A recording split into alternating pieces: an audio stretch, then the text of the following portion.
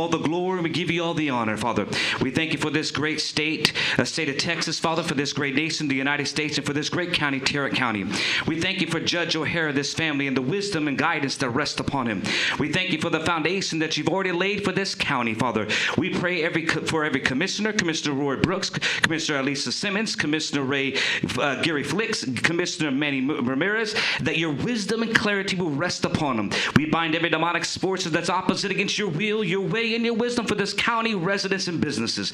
Let this county be a beacon of light to every other county in this great state of Texas and this great nation. Bring the right residents, corporations, ideas, developers that will continue to cause this great county to grow and reach its full potential, that God, that you have predestined. We speak to the four winds, and we, according to your word, we declare wealth, health, vitality, increase, safety, supernatural favor.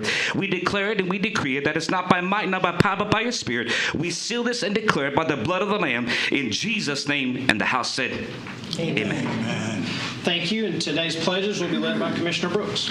Please join me in pledge of allegiance to the U.S. flag. I pledge allegiance to the flag of the United States of America and to the republic for which it stands, one nation under God, indivisible, with liberty and justice for all. And now to the Texas flag. Honor the Texas flag. I pledge allegiance to thee, Texas, one state under God, one and indivisible. Thank you. You may be seated.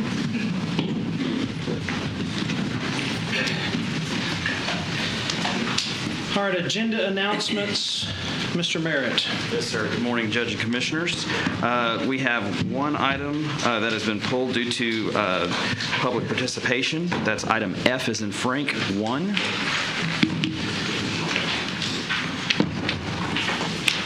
And then also just make a note that you have several items that are in your red folder that are updated.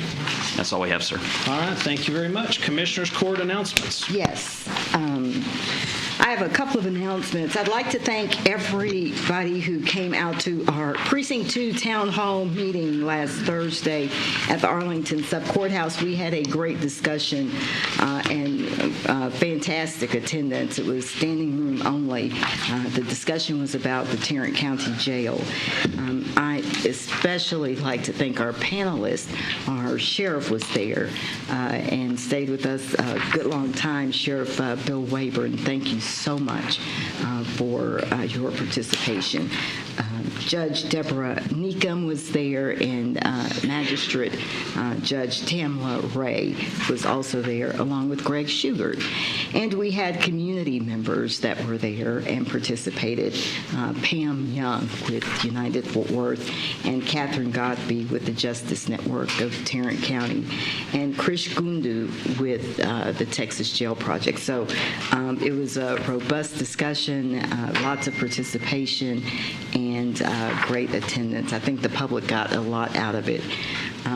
There was a high level of interest and engagement.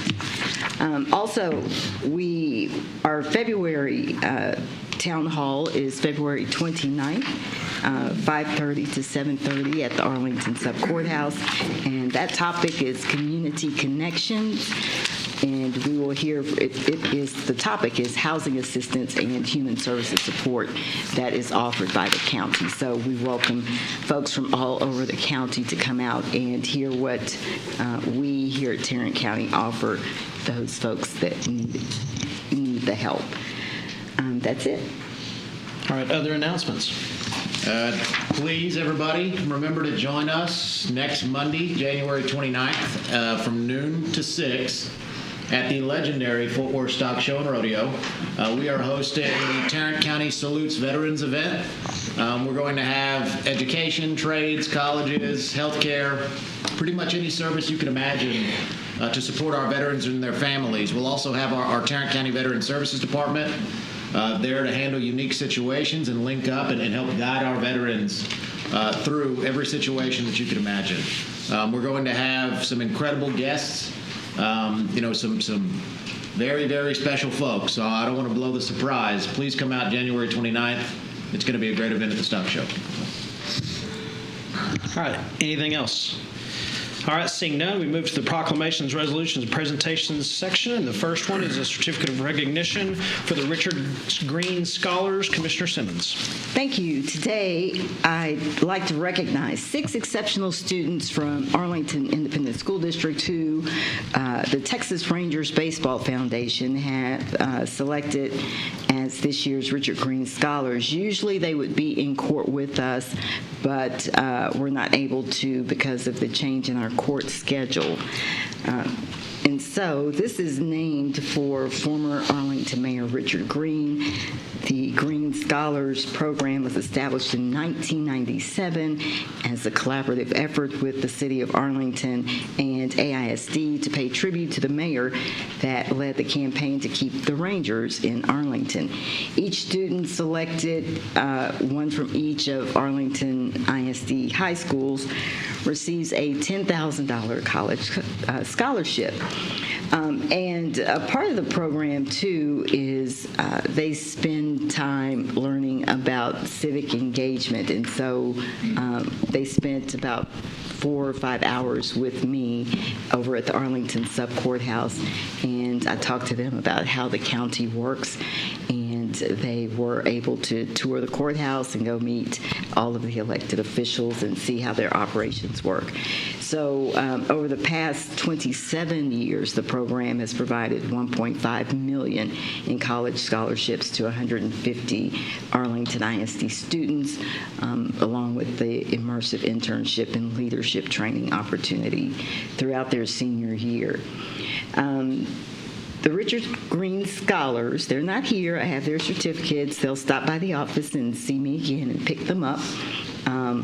For the 2023-24 year include Kyrie Burley from Bowie High School, Tavana Campbell, Seguin High School, Gianna Dangelmeyer, Arlington High School, Christopher Montano from Sam Houston High School, and Isabella Renault from Lamar, and Daniel Tepedino from Martin High School. So even though they're not here, let's give them a round of applause, please.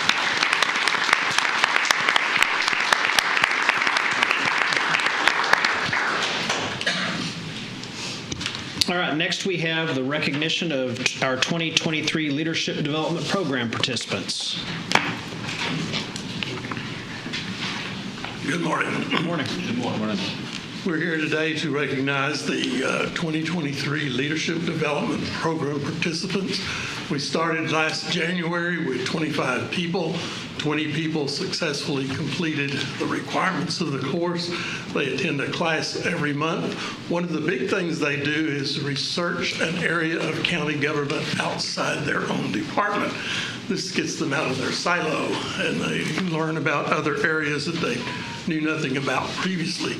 Then they create a presentation about that and give it to their classmates. So we do have a list of required. They meet once a month. They learn about county policy. They learn about leadership skills and the departments outside their own. So I'm going to call them up and have them come stand here in the well, and we will recognize each one individually. Over there.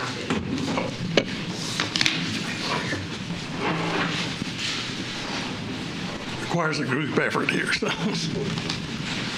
All right, first person. As I call your name, please come up and get your certificate. Chichi Apkin, Public Health.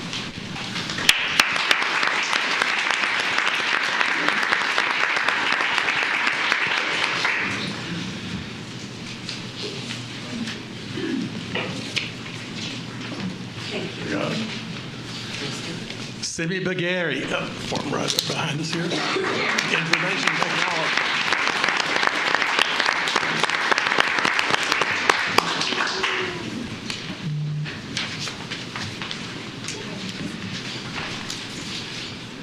Matthew Biles, Precinct 3. Matthew is not with us today. Talina Connor, Public Health. Talina is not with us today. Brittany Drake, Auditor.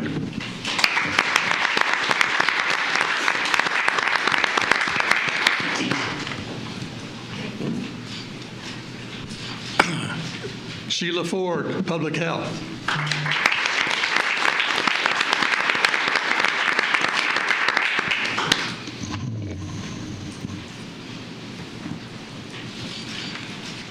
I'll go ahead and announce Monica Grady, Juvenile Services, not with us today as well.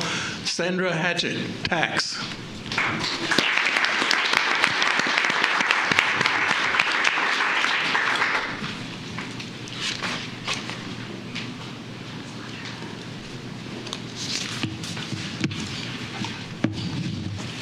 Aaron McGee, Public Health. Aaron is not with us either. Stephen Miller, Facilities.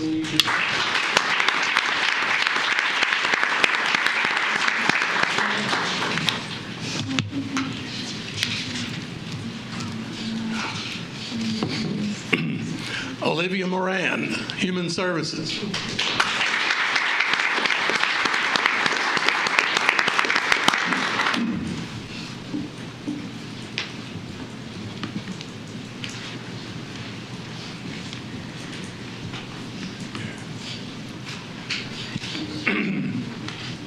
Nikisha Moreno, Public Health. Not with us. Janice O'Neill, Tax.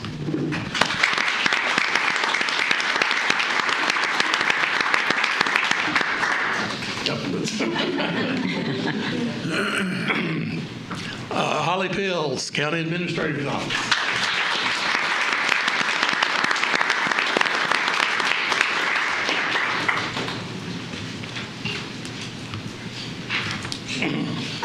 Elizabeth Reyna, Tax.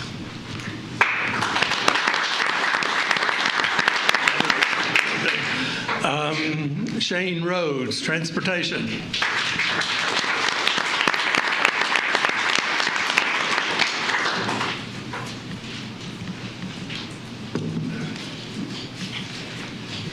Michelle Rundles, Community Development.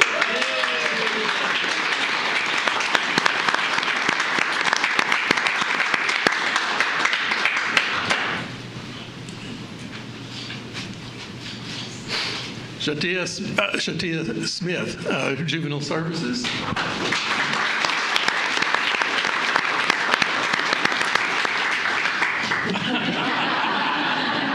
That's right. Pose. A little bit of a hand. Never mind. Tanisha Stanford, Public Health.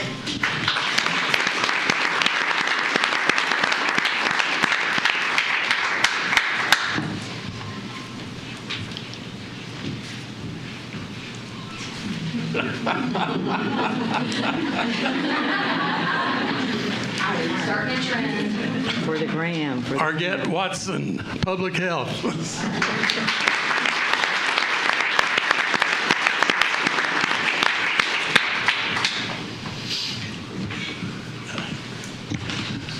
I told them at the end of the class that we probably, that they may be the last class, and they said, no, please don't let it go. So we went ahead and started the next year. Starting this month, we have 38 people. Oh, wow. We've never had that many people.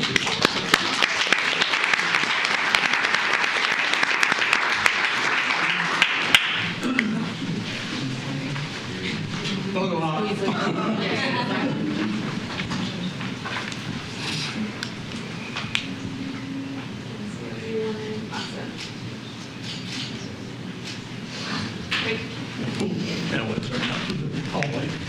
All right, let's give another big round of applause for all the participants.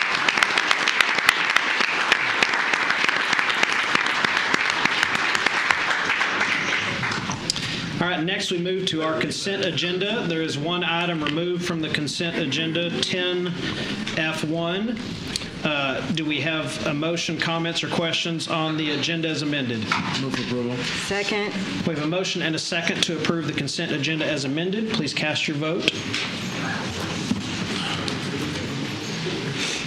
All All right, it passes unanimously 4-0. Judge O'Hare, before the court moves on, I just would like to briefly point out, under the proclamations, there was no court action taken on either items A or B, so the court may wish to ratify and receive and file those. Okay, so I'll move that we receive and file both 6A and B. We have a motion and a second. Any discussion? All right, please cast your vote. And it passes 4-0. Thank you, Mark. And next up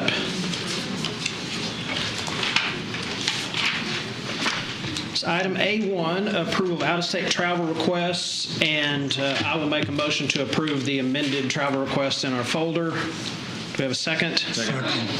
We have a motion and a second. Any discussion? All right, please cast your vote.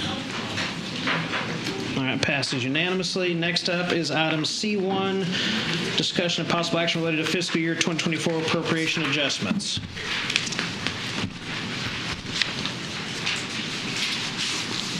That went fast. We are seeking approval of appropriation adjustments for the FY24 budget, those using undesignated funds. Move approval. Second. All right, we have a motion and a second. Any questions, comments, or discussion? All right, please cast your vote. All right, passes unanimously 4-0. Next up is item 10F1. And 10F1 is just before G.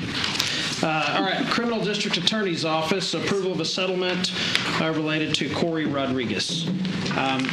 You got something? Yes, Judge O'Hare, members of the court, good morning. The Criminal District Attorney's Office is asking for approval of a settlement agreement and a full, final, and complete release between Corey Rodriguez and Tarrant County. This is in connection with a federal lawsuit in cause 4:22 CV 00607B.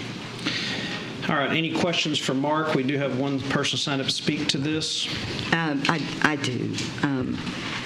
So it looks like on this supporting court, in the supporting court documents, that there are two different amounts represented. So if you go to the actual agreement, look at page 2, number 2, and it's kind of throughout the document. Is it $200 or is it $200,000? It's $200,000. Okay, can you fix that in the agreement? Look at page 2, number 2. I see what you're looking at, Commissioner Simmons, and what I would say is that the parties recognize it as $200,000. I see what you're pointing out there. And if the court is nervous about the amount that is going to come out, I would say that it is the understanding of Tarrant County's legal representation that it is $200,000. We have backup documentation and communication with the attorney for Mr. Rodriguez that it is $200,000. And I would advise that the auditor's office, if the court were to approve this, would cut a check for $200,000. Okay, I understand. I just would like the agreement to actually, if you're going to spell it out correctly. Okay? I understand what you're saying, You see Commissioner, it. and I will go ahead and consult with our lawyer on this to see how that may have happened, or if even that's a typo. I'll be frank with you, I'm not an expert in contract law, and so there may be some provision that says the hard numbers control in a situation like this over the words, but I am confident in representing to the court and to the public at large that this agreement is for $200,000. I'm confident too. I think it needs to be documented properly. Understood, Commissioner. Thank you. All right, any other questions for Mr. Crowderville? All right, we have a speaker, Julie Griffin.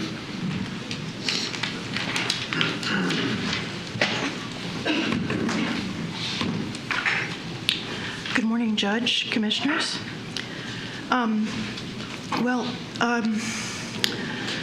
There's a way in which I'm at a loss for words because I think everything to be said has already been said. So I hope you'll bear with me. I'm going to try and meet the moment. I want to talk to you about this settlement in the case of Corey Rodriguez. Corey Rodriguez is not just another lawsuit against the jail. Commissioners and Judge, you already know the facts of his beating in the mental health unit of the Tarrant County Jail, and you know the extent of his injuries. You already know the statement of one of the jailers who beat him that they thought such action was a normal thing in that unit. And you know that our own district attorney dropped the criminal felony assault and official oppression charges against the jailers. Here's the thing.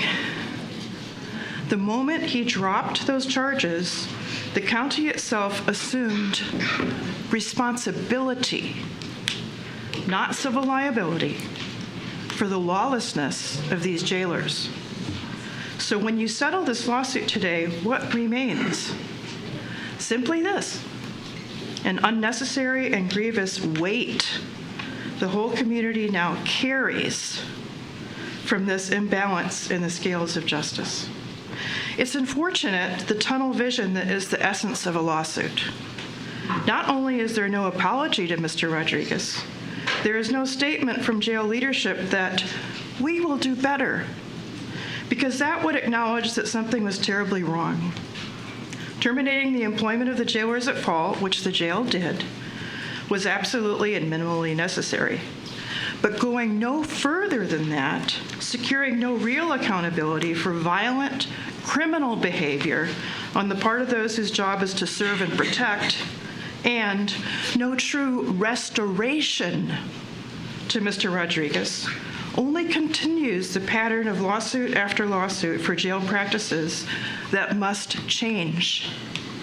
So, Judge, Commissioners, while you do your job in settling this lawsuit, also exercise greater oversight over our jail.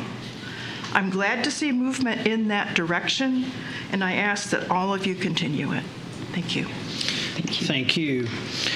All right, I will make a motion to approve the settlement agreement and the amount being $200,000 to fully settle the claims of Corey Rodriguez. Second. We have a motion and a second. Any discussion? All right, please cast your vote.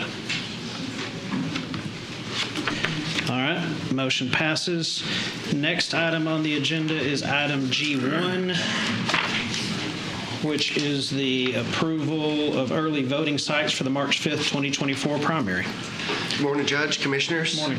I'm here this morning to get approval for the 49 early voting locations for the March 5th primaries. Early voting will be starting on February 20th. All right, any questions for Mr. Ludwig? All right, seeing none, we have a speaker, Mr. Burnham.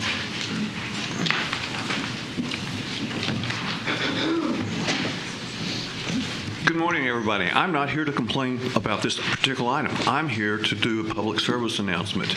I have been voting in this county for over 50 years, and it was not until this November when I helped hold an election that I fully appreciated that holding the election is kind of like working 20,000-piece puzzles at the same time.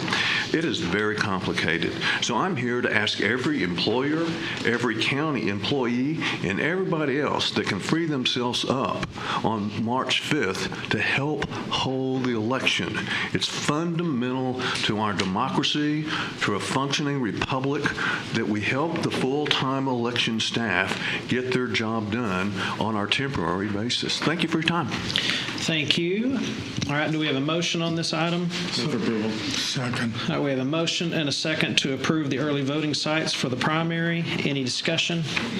All right, please cast your vote. All right, passes unanimously. Next up, we have item I-1, which is discussing the waiver of terminal benefits from the auditor's office. Yes, good morning. So the request today, as the judge has mentioned, is from the auditor's office, the details of which are outlined in your court communique. I think what's important to note about this particular request is that because of salary savings, the net savings, I said savings, to the general fund will be more than $35,000. and I'll answer any questions if you have any. Move for approval. Second. All right, we have a motion and a second to approve the waiver of terminal benefits on the auditor's office position. Any discussion? All right, please cast your vote. All right, passes unanimously. Next up is a waiver of terminal benefits in the domestic relations office. Yes. Again, details are outlined in your court communique. This particular request, if approved by the court, will result in a cost to the general fund of about $836. What is important to note is that according to the budget director, we do have salary savings of about $1,000 related to the vacancy of another position in domestic relations, and so we should be good. Move approval. Second. All right, we have a motion and a second to approve this waiver of terminal benefits. Any discussion there? All right, please cast your vote. Passes unanimously. Thank you. Thank you. All right, next up we have purchasing. I would ask the commissioners to take a look at items L1, 2, 3, 4, 5, 6, 7, and 8. Anybody have any questions on any of those items? I have a question about 1. Okay. Is that That's the investigative services for bonds license? Yeah. So for purchasing, can you tell me just a little bit about the process that originated in 175 interested entities obtaining a bondsman license, but only 2 were chosen? Explain that process again. So that was the bidders list that we sent out to 175 that are registered on the bidders list.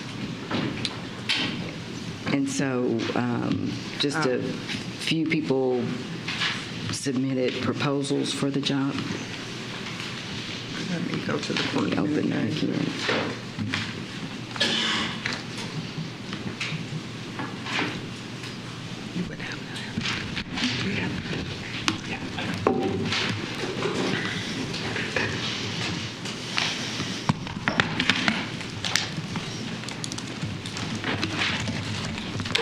So only 2 proposals were received. Okay. It just, I look at these each week. I don't know if our database is not good or what, but it seems like we send out, 632 the RFP to 632 respondents. We get, or parties, we get 1 or 2 respondents. So it bothers me each time I see this. I'm like, is our database not solid, or is it old? Why aren't people responding to our RFPs and RFQs? I'm also curious, and I'm not sure if this question is to purchasing or to someone else, but how many bond licenses does the county give per year? A lot. A lot? Yeah. I don't know I'm just exactly how many, ignorant, so but I do it's a have the lot. approximate amount is $8,635. I don't know how many. Oh, okay. Exactly. Okay. All right. Well, we'll talk about it later. Thank you. That's all I have. Okay. Any other questions on purchasing items 1 through 8? Move for approval of purchasing items 1 through 8. Second. All right. We have a motion and a second to approve the purchasing items 1 through 8. Any discussion there? All right. Please cast your vote. All right. Passes unanimously. Then we come to number 9. The last item is permission to take bids for items A through G. Any questions on any of these items? Move approval. All right, we have a motion to grant permission to take bids and do RFPs on items 9A through G. Second. And a second. Any discussion? All right, please cast your vote. All right, passes unanimously. Thank you. And next up, we have board appointments. I would make a motion that we reappoint Judge Trent Lofton to the bail bond board in that judge spot. Second. All right, we have a motion and a second. Any discussion there? All right, please cast your vote. All right, that passes unanimously. Any other appointments to boards or commissions? All right, seeing none, no bonds or certificates of self-insurance. All right, we should remove that and only put it on if we're going to have one. It's on there every week, and we've had like 2 in a year. Next up is various claims and addendum. Judge, we've already voted on that. We voted on the claims and addendum? We did. It was on consent, sir. Oh. We're positive? Okay, we Yes, put it sir. on It is on consent and consent. regular. It's only on consent, so it's already been voted on. Yeah, it's just on consent. Y'all don't have that? Okay, sure. All right. 2 stars next to it, which means it was on consent. Yeah, mine doesn't have a star next to it, but okay. I'll take your word for it. We're good. Next up, announcements, comments. Any announcements or comments from the commissioners? All right, seeing none, we'll move to public comments. First person to have signed up to speak is Doreen Geiger. Following Ms. Geiger is Merle Glasscock. Since 2/3 of the inmates in jail are there pre-trial, can this Commissioners Court, the DA, and the court administrator implement changes that might speed up the process of getting inmates to trial? Why don't the magistrates have access to mental health records or the continuity of care query or the mental health alert system at the time of magistration? Does the law now require magistrates have mental health data at the time of magistration? When will the system be implemented to provide this important information? Why do individuals with Class C misdemeanors have a bond? Last year, 1,306 bails for Class C misdemeanors were issued. I thought only a fine, not confinement, is the only punishment required for Class C misdemeanors under the Texas Code. Thank you. Thank you. Following Ms. Glasscock, we have Julie Griffin.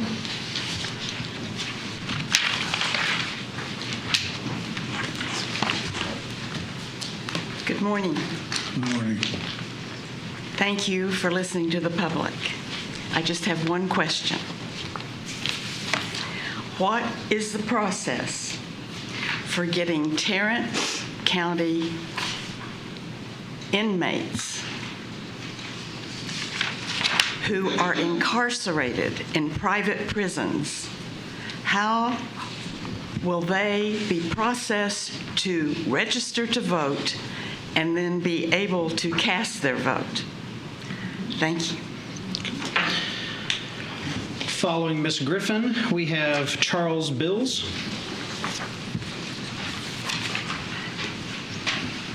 Hello. Hello. I'd like to honor the memory of Russell Qualls, 44 years old. He died in the county jail on January 9th, 2024. The circumstances surrounding his death have been given as a medical emergency. He was in jail on a charge of murder. He had been incarcerated since April 2023.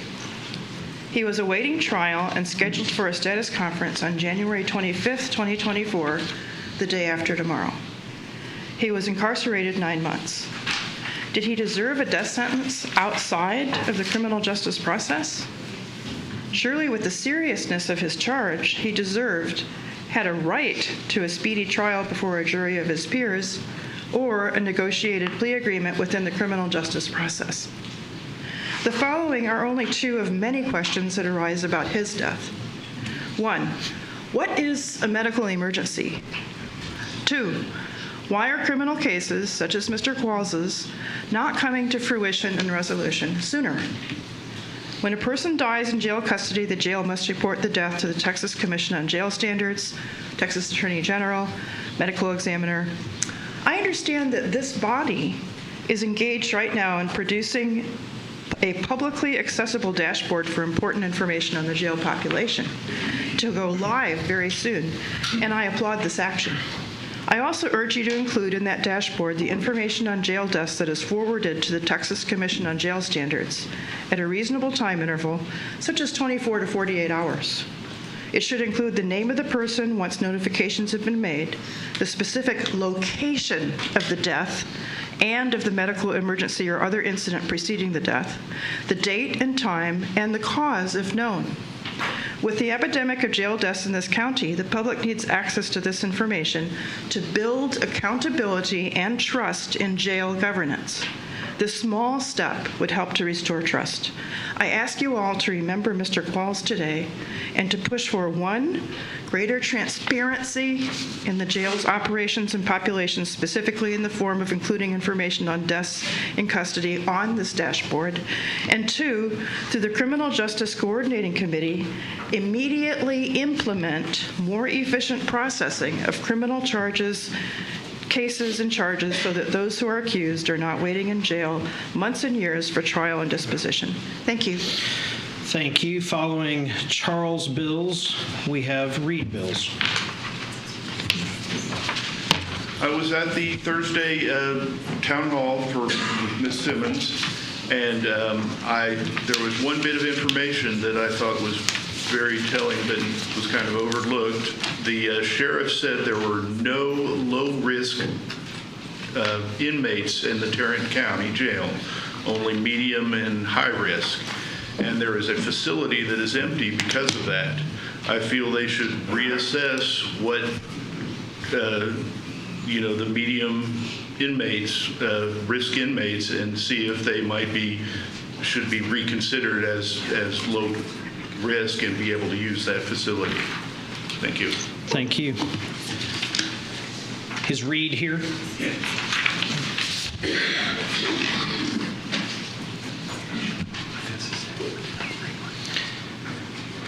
Next up would be Nan Terry.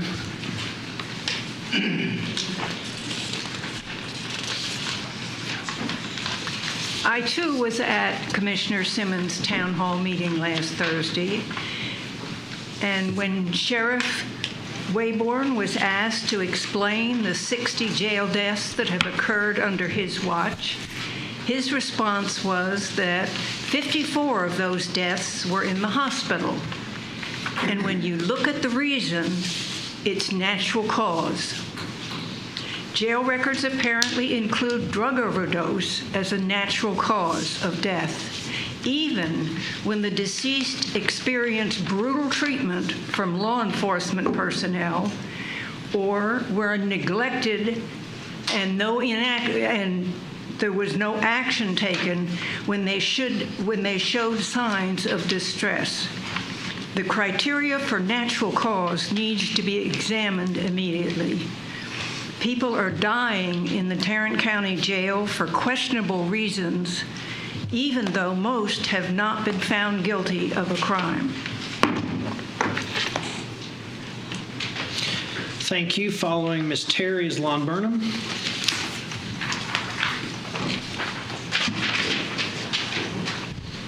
Good morning. I'm Nan Terry. I want to speak on the 1,306 bail bonds issued for Class C misdemeanors last year. This includes the 96 Class C misdemeanors issued, Class C misdemeanor bail bonds issued in December. Some of these probably are grouped with other charges, but let's not pile on. Let the other charges confine the person, not a Class C misdemeanor. According to the Texas statute, conviction of a Class C misdemeanor does not impose any legal disability or disadvantage. Also, an individual found guilty of a Class C misdemeanor shall be punished by a fine not to exceed $500. Confinement isn't even listed. To be fully transparent, Class C misdemeanors can be enhanced under certain circumstances. But I find it hard to believe that all of last year's Class C misdemeanors were enhanced. I recommend the judge or the sheriff use his authority of position to say Tarrant County Jail will not house unenhanced Class C misdemeanors. For those who forget, the former sheriff refused to house Class B misdemeanors in our jail.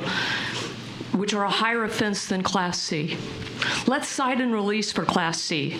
Let's not waste taxpayer funds or waste beds on housing those charged with Class C misdemeanors when conviction doesn't even allow for confinement. Thank you. Please consider. Next, we have Mr. Burnham. Following Mr. Burnham, Daniel Bennett.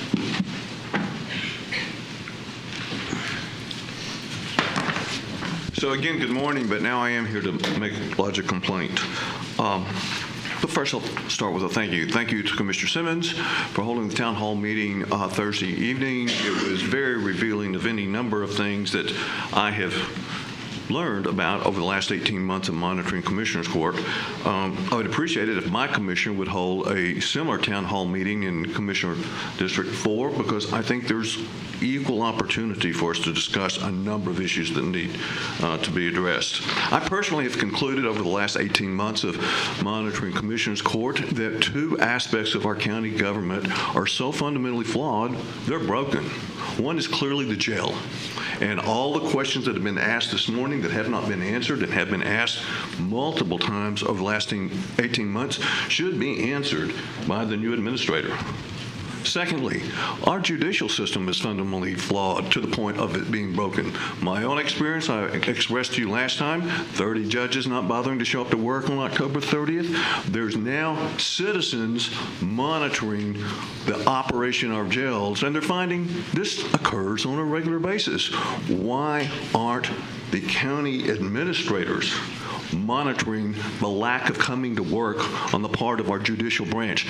I'm sick and tired of paying way too much for these judges to spend too much time on the golf course. The Commissioners Court is the final authority on all of these things, and it's time for you guys to bear down on both the judicial branch and the jail, and get them to do their job. Thank you. Thank you.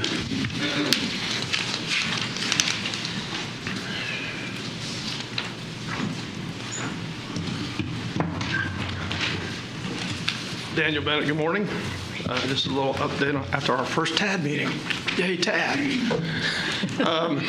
Mr. Blaylock had to bail. He had a hard stop at 10, so he only got to enjoy 2 hours of it. So he's starting off like Mr. Pompa did. Let's hope that doesn't continue. Puente, I guess, is chair. I wasn't there for the meeting. I just watched it this morning. I was busy serving the smaller entities in terms of information, so I was gone for most of the meeting. I do have one thing to point out, is they let Arlington ISD votes count. Now, they had a resolution stating basically, don't do it again, but in the future, your votes aren't going to count. Well, that's okay, and I'm glad they did that. They addressed it the best they could without muddying the water, harming anybody. Everyone saved face. But the one thing that wasn't pointed out, I want to point out here, and I'm hoping that at some point Mr. Puente will make this public. He was there for that vote, that illegal vote that they were admonished for. And he asked for those votes. He asked for all of them. I was at that meeting. I texted Mr. Puente. I have a cell, and I texted him. I notified on the 6th of November, I think I've already pointed this out, which then the Works was notified, and so was the board. Don't vote, but they voted. They put it on their agenda. I was there for it on the 16th, and so was Vince. I texted Vince. I said, Vince, don't do it. You're going against the property tax code. I actually wrote up the rule, the law, and everything, and I forwarded it to him. I don't know if he read it or not, or if he knew prior to arriving there. But that wasn't mentioned at the meeting. And that he got to be chair, so we have a sitting chair now that encouraged Arlington ISD to violate the law, where he has sworn to uphold that very code that he now is going to chair over. So I wish in the future he would address that. And it could have been a big misunderstanding, but it's bad optics. So we got Blaylock leaving at 10. We have somebody that admonished the school district but was there participating. And actually, I was pretty impressed by Ms. Pena so far. She actually read the Board of Directors manual. Good for her. Because I could tell Vince has it, because she made a statement that I want the meetings to start at 9 o'clock. And he chimes in at the very end and says, well, That's the direction of the chair. She goes, it's in the board policy manual. It's like, oh, okay. So anyway, that policy manual is going to be spoken to the next meeting. We have a lot of changes going forward. And I hope it's not just a stumbling block like Mr. Lopez said of Richland Hills, that if they stumble coming out of the block, it's on them. Thank you. Thank you. That's all we have signed up to speak. Is there anyone else in the audience who would like to speak? All right, seeing... Your Honor, if I may, I'd like for this court to be cognizant of the death of Dexter King, the second son of the Reverend Dr. Martin Luther King, Jr. What is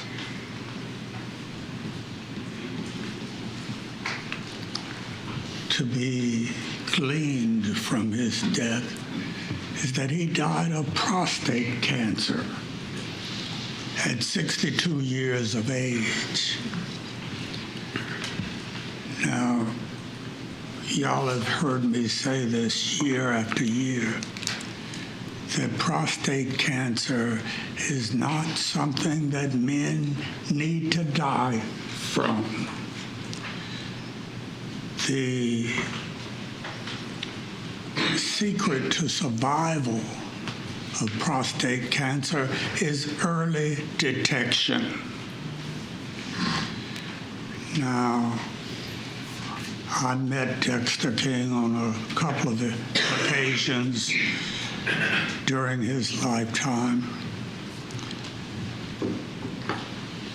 but it never occurred for me to say to Dexter, know your prostate cancer status.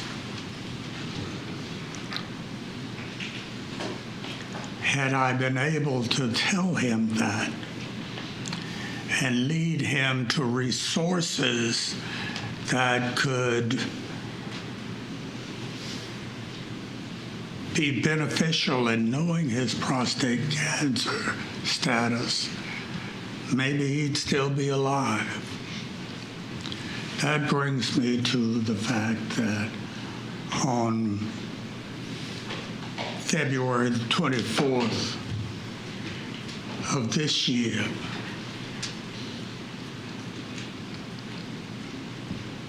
Precinct 1 will present its 10th annual prostate cancer education and screening event here in Tarrant County. It will be held at the Moncrief Cancer Care Center on Magnolia Street. It is free to the public. Free prostate cancer screening. Men, find out about your prostate health. And if you've got an elevated PSA and you come to our event, we will lead you to resources that can help you live with prostate cancer. The secret is to know. So February 24th from 10 to 1 at the Moncrief Cancer Care Center. You can become educated about prostate cancer and be screened and be given the results of your screening so that you can take action to choose to live over dying from ignorance of your prostate status. Thank you, Judge. Thank you, Commissioner. All right, please remain silent while I read the following. The Commissioners' Court will now recess the open session and proceed to closed session to discuss items exempt under Sections 551, 071, 072, 074, 076, 087, and 0725 of the Texas Government Code. We are now in recess.